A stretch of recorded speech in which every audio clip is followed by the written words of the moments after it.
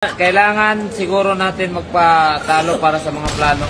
Basta masasabi ko lang, kailangan natin magpatalo para sa mga plano. Pero ang sakit, no? Kailangan mong gawin yun para lang sa plano. So una sa mga balitang boxing na tulad ng inaasahan ng karamihan na mukhang nakakuha ng malaking scope ang mga haters ni Cuadro Alas.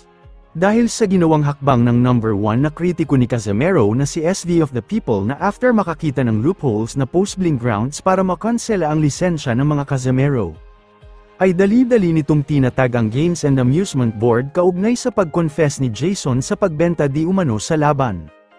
Sa kaugnay na balita ay may naglakas loob na isang talunan na naimpluwensya siguro ni Silver Voice ang sumulat sa Games and Amusement Board para maimbestigahan ang di umano paglaglag sa laban.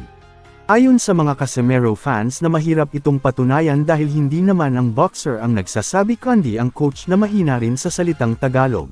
Kung ating matatandaan na tinawag silang mga taga-bundok na mal-edukado. Baka nga pinaprank lang tayo dahil isa rin siyang content creator, di kaya isa na naman itong harassment para guluhin ang magkapatid na Casimero. Sa ibang banda na ang sikat na British at social media influencer and a boxer na may 100% dugong Pinoy na si Nathaniel Bustamante o mas kilala sa palayaw na si Salt Poppy, ay pumabor at naniniwala kay Casimero as a GOAT.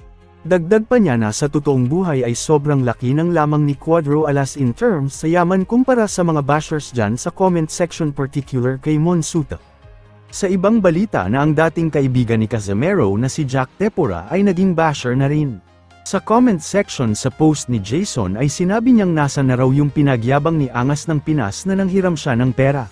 At sabay tinawag na bobo ang mga fans na naniniwala raw kaagad. At nagbanta pa ito kay Casimero na may ibubulgar na mga sikreto. Sa huling balita na ayon pa ng mga haters ni Cuadro Alas na during sa interview ng media ay sinabi raw ni Luis Neri na nawalan siya ng interest sa Filipino boxer.